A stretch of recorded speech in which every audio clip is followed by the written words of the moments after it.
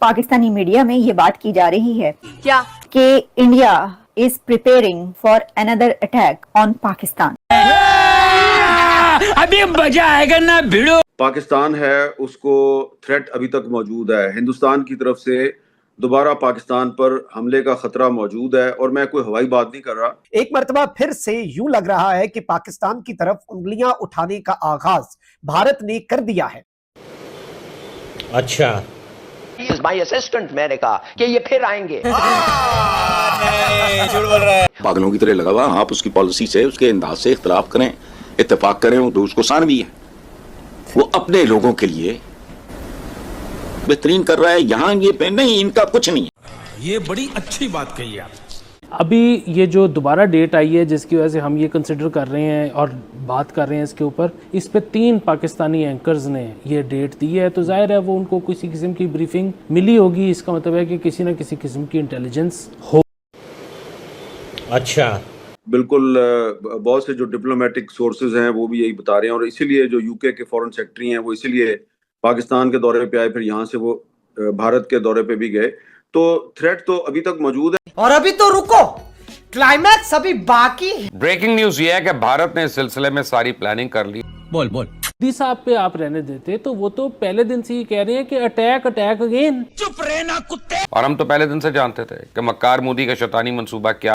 तेरा तो गेम बजाना पड़ेगा। ये आपको तबाह करेंगे, ये करना ये चाहते हैं। कैसे करेंगे? इनके दोस्त, कौन है इनका दोस्त? अब देखिए, मैं इनको जल्दी से एक आदमी का असिस्टेंट, जो उसका नाम जब मैं आपको दूंगा तो आप चौंक जाएंगे। झूठ पे झूठ, झूठ पे झूठ बोलती जा रही है, शर्म नहीं आती।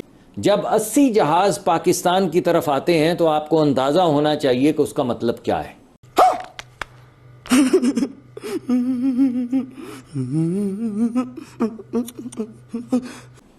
और 3 मरतबा तो उन्होंने कोशिश की लाहौर के इर्द गिर्द दाखिल होने की, पाकिस्तान के सरहदों में उन्हें रिपेल किया गया। बोलने दे, तकलीफ हुआ है बेचारे को। बोल बोल। तो भारत की साजिश में अब इजरायली भी शामिल हो गए और ये दोनों कमीने। तो भारत की साजिश में अब इजरायली भी शामिल हो गए और ये दोनों कमीने। मुझे क्यों तोड़ा? चलो उठाओ। ये जो डर लग रहा है कि इजराइल कोई फॉल्स फ्लैग ऑपरेशन ना करे, ये डर मुझे अच्छा लगा। मैं पिछले कई रोज से इस शक का इजहार कर रहा था कि इंडिया अगस्त के दरमियान या आखिर में पाकिस्तान पर हमले की तैयारियां कर रहा है और अब तो इंटेलिजेंस रिपोर्ट्स भी मेरे पास, यानी मेरे उस शक की तस्दीक कर रही हैं। मैंने आपको पहले बताया था कि अपने 7 तैयारे तबाह करवाने के बाद झूठ पे झूठ, झूठ पे झूठ बोलती जा रही है, शर्म नहीं आती। इंडिया ने पहला काम यह किया था कि जदीद तरीन असले की खरीदारी के लिए अरबों रुपए के फंड्स मुख्तस कर दिए थे। तो भारतीय सेना आजकल पानी की तरह पैसा बहा रही है और पूरी दुनिया से जदीद तरीन हथियार खरीद रही है। और हम तो पहले दिन से जानते थे क्या मोदी का शैतानी मंसूबा क्या है। पहलगाम वाकया तो महज एक बहाना है, सिंध ताश मुआहिदा असल निशाना है। तो आलमी सालिसी अदालत ने आज फैसला दे दिया कि भारत अपने तौर पर सिंध ताश मुआहिदे को मुअत्तल नहीं कर सकता। भारत अपने तौर पर सिंध ताश मुआहिदे को मुअत्तल नहीं कर सकता। ये कोई तरीका है भीख मांगने का?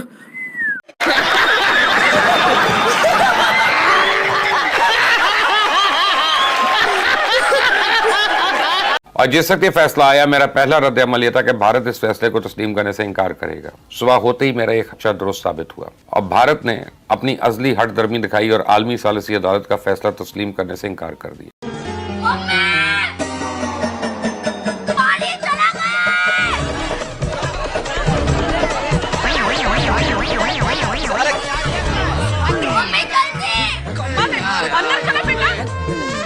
मैं समझता हूं भारत का ये इंकार पाकिस्तान के खिलाफ ऐलान जंग है और इसमें कोई शक नहीं है कि भारत हमें प्यासा मारने की साजिश रचा रहा है। लेकिन आज मैं दावे से कहता हूं कि वो अगले 2 महीने में हमें खुदा न खासा डुबोने की मासूम कोशिश करेगा।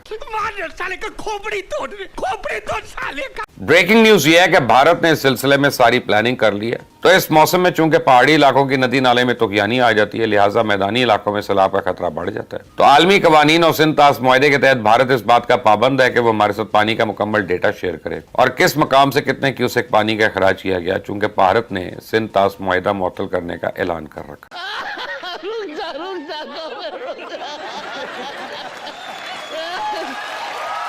लिहाजा अब वो हमारे साथ पानी के बहाव का डेटा शेयर ना करने का ऐलान कर सकता है। तो भारत माजी में भी ऐसा करता आया। यह मक्कार दुश्मन मानसून के दौरान रावी, ब्यास, सतलुज, चनाब और झेलम का पानी पहले से रोकता है। फिर रात के अंधेरे में बगैर किसी इतला दिए पानी के रेले को छोड़ देता है। कौन रात के अंधेरे में हमले करते हैं? चोर रात के अंधेरे में हमले करते हैं, बुज़दिल रात के अंधेरे में हमले करते हैं। अगर उनमें हिम्मत होता तो वो दिन में आके ऐलाने जंग करते हैं।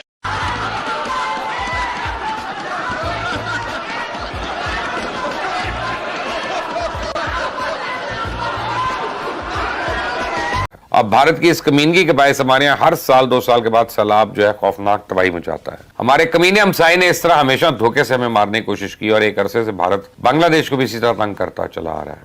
भाई साहब कुछ ज्यादा नहीं हो गया ये? मतलब कुछ भी। लेकिन हमने तो ऐलान कर रखा है कि अगर हमारे दरिया का पानी बंद हुआ तो फिर इन दरियाओं में भारतीय सेना का खून बहेगा। लेकिन हमने तो ऐलान कर रखा है कि अगर हमारे दरिया का पानी बंद हुआ तो फिर इन दरियाओं में भारतीय सेना का खून बहेगा। भारतीय सेना का खून बहेगा। लेकिन लौंडा यहाँ नहीं रुक। हमने तो कसम खाई है कि अगर भारत ने हमें प्यासा मारने की साजिश की हम इसका सांस बंद कर देंगे और इसका सांस बंद कर देंगे और इसका सांस बंद कर देंगे और अरे कीड़े पड़े तुम्हारे मुंह में। ये हम करेंगे इंशाल्लाह। मोदी को हमने मई में किशन गंगा डैम की स्पिलवेज खोल कर दिखा दिए थे और इस कमीने ने अब कोई छेड़छाड़ की तो इस मर्तबा इसके रतले डैम का कंट्रोल भी अपने हाथ में ले लेंगे। झूठ बोलो, बार बार झूठ बोलो। पाकिस्तान का जवाबी वार किस कदर जानदार, मौलिक और फैसला कुन होता है, भारत को इस बात का तजुर्बा मई में हो चुका है। जब हमने इंडिया के 7 तैयारे मार गिराए थे तो मैंने उस वक्त एक दावा किया था कि पाक फिजाई की इस कामयाबी को दुनिया भर की मिलिट्री अकेडमीज में पढ़ाया जाएगा। मैंने कल आपको बताया था ना कि भारत ने पाकिस्तान के मिसाइल प्रोग्राम को बदनाम करने के लिए प्रोपेगेंडा शुरू किया हुआ है। कोई सेंस है इस बात की? सब बकवास है। तो भारत की साजिश में अब इजरायली भी शामिल हो गए और ये दोनों कमीने कि जिस तरह भारत पाकिस्तान पे हमला करने के लिए पर तोड़ रहा है, ठीक उसी तरह इजराइल ने भी ईरान के खिलाफ दोबारा जंग छेड़ने के बहाने तलाश करना शुरू कर दी है। मस्त जोक मारा रे, ये हंस रहे हलकट हंस। अब देखिए, एक तरफ नेतन्याहू ट्रंप इंतजामिया को ईरान के एटमी प्रोग्राम के बारे में बरगलाने की कोशिश कर रहा है, दूसरी तरफ इजरायली वजीर दफा ऐलान कर रहा है कि इसने अपनी फौज को ईरान के अंदर हमलों का हुक्म दे दिया। तो कल इजरायली फौज ने लेबनान में बिला जवाब इश्तियाल अंगेजी की और बमबारी करके इसकी कई मिलिट्री तंसीबात को तबाह कर दिया। तो अब आप ही मुझे बताएं कि भारत और इजरायल की मजहूम हरकतें आलमी अमन को तबाह करने की साजिश नहीं है तो और क्या है? ये क्या है? आज मैं भारतीय सेना को वार्निंग दे रहा हूं कि अगर तुम अपने जारियाना अज़ाइम से बाज ना आए तो इस मर्तबा कोई सीज फायर नहीं होगा। जंग तुमसे शुरू होगी, यानी तुम शुरू करोगे, लेकिन खत्म फिर हम ही करेंगे। जंग तुमसे शुरू होगी, यानी तुम शुरू करोगे, लेकिन खत्म फिर हम ही करेंगे। खत्म फिर हम ही करेंगे।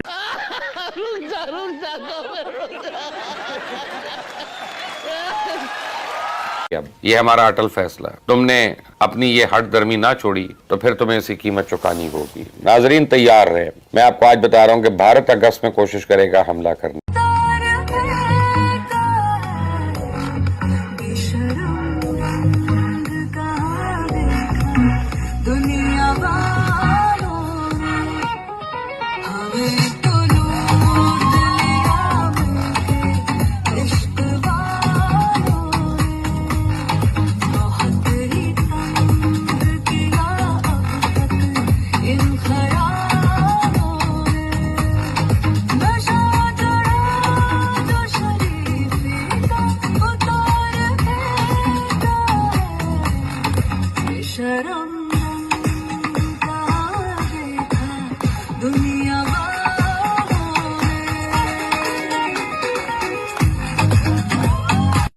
मैं देख रही थी कि कुछ पाकिस्तानी मीडिया में ये बात की जा रही है कि India is preparing for another attack on Pakistan, चंद दिनों के अंदर पाकिस्तान पर एक और हमला करने के लिए। जैसे कि हकीकत टीवी और कुछ और ऐसे चैनल ये कह रहे हैं, अभी के अभी खबर ये आई है कि इंडिया तैयारी में है, बल्कि तैयारी हो चुकी है, भारत की तैयारी हो चुकी है पाकिस्तान पर एक और हमला करने के लिए।